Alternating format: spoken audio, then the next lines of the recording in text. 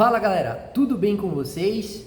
Me chamo Danilo Tavares, sou técnico responsável aqui na Doutor Alto Bahia e vamos falar qual é a melhor junta, a junta de chapa ou a junta de fibra e vantagens e desvantagens dessas juntas.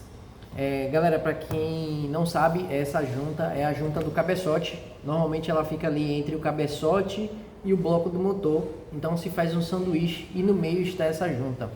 Essa junta é considerada como se fosse um fusível mecânico, ou seja, no superaquecimento quem vai acabar estragando normalmente é a junta, para que outros componentes não estraguem. Mas mesmo quando isso acontece de um superaquecimento, precisa-se aferir como está a planicidade tanto do bloco quanto do cabeçote. Os carros antigamente utilizavam blocos de ferro, hoje a sua grande maioria utiliza de alumínio e o alumínio não suporta tanto a temperatura e por isso que precisa se fazer a aferição tanto da parte de cima, que é o cabeçote, quanto o bloco.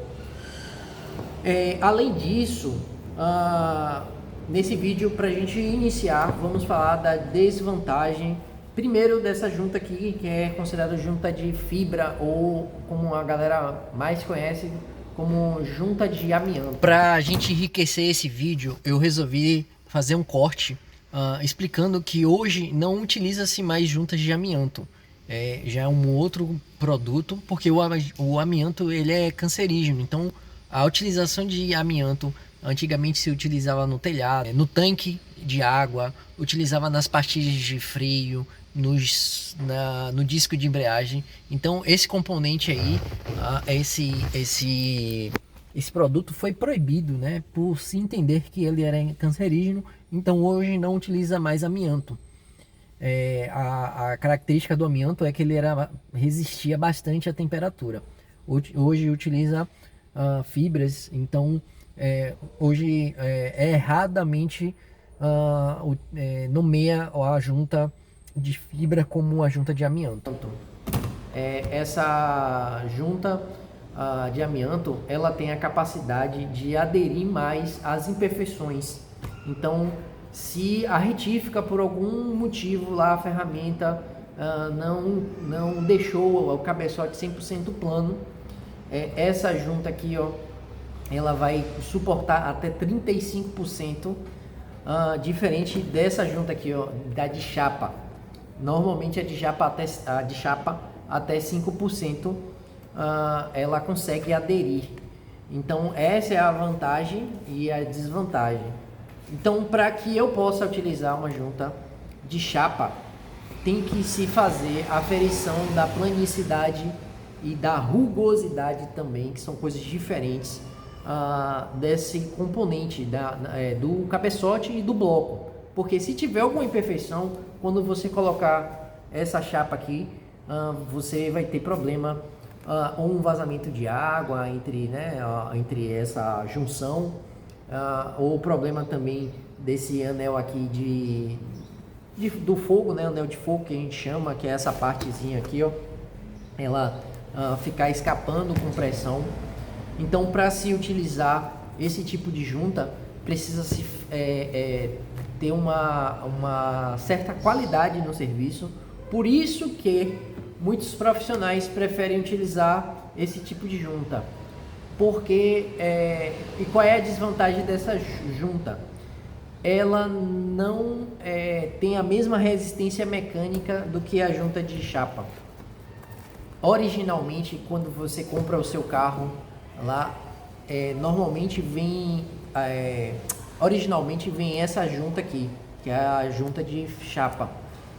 Ela tem muito mais resistência, mas eu vejo isso aqui como uma solução no mercado, até porque às vezes o que acontece mesmo é que o cliente às vezes não tem condições para executar o serviço como se deve executar utilizando essa junta.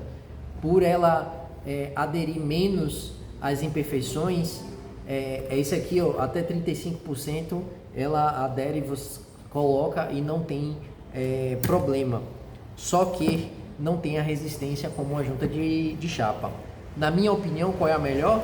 É essa aqui, mas para que você possa utilizar essa junta aqui, precisa se executar mais serviço, aferir a planicidade do bloco, aferir a planicidade do cabeçote, se precisar remover, se precisar fazer o serviço de planicidade, em algumas situações precisa se fazer a remoção do bloco do motor. Por isso que muitos mecânicos acabam preferindo utilizar essa junta, porque normalmente você leva ali o cabeçote para a retífica, faz a planicidade. Tem muitas oficinas que nem faz o teste, né, se a planicidade depois do serviço foi bem executada. Eu vou mostrar aqui também a vocês que nós temos a ferramenta tanto de planicidade, para aferir a planicidade, quanto para se fazer o faceamento no local. É uma ferramenta 100%, provavelmente eu devo estar colocando aqui, o editor deve estar colocando aqui o vídeo de eu fazendo o teste para aferir uma planicidade de um cabeçote, mas essa ferramenta também pode ser utilizada no bloco do motor. E é um kit de ferramentas, né, que a gente adquiriu, que também pode se fazer a planicidade do bloco no local sem precisar a remoção desse bloco do motor. Quando se faz a remoção do bloco do motor, logicamente a mão de obra é superior, e aí leva para a retífica vai ter também o custo de mão de obra lá da retífica, da substituição de algumas peças. Essa é uma solução que nós encontramos para fazer o faceamento no local, sem precisar que tenha tanto a mão de obra da remoção quanto a da retífica. Então vai ter uma mão de obra só para fazer a aferição, ou só para fazer a planicidade do bloco, e aí a gente consegue utilizar esse tipo de junta.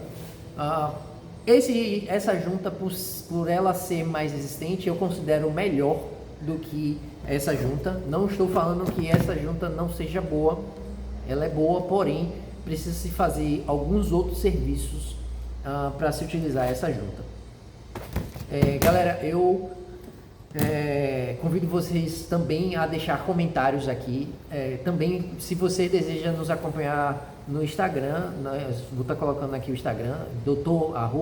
Alto Bahia, e também deixe seu comentário se você já teve uma experiência de utilizar uma junta dessa e não ter e ela ter ficado escapando.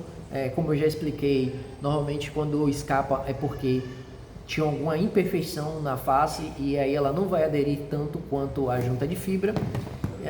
Então nos conte aqui nos comentários sobre a sua percepção da utilização das duas juntas, ou se você quer tirar uma outra dúvida, porque a gente vai estar sempre fazendo vídeos aqui para a gente contribuir com discussões como essa.